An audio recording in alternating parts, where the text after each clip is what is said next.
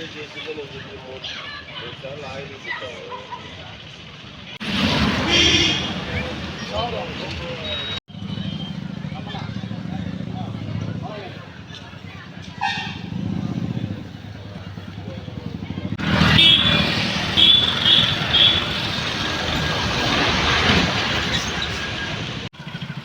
అభయాంజనేయ స్వామి పుష్కరిణి అల్లూరు కోనేరు centre వద్ద ఆంజనేయ స్వామి ప్రతిష్ఠ చేసి ఇప్పటికి 7 సంవత్సరాలు అయింది.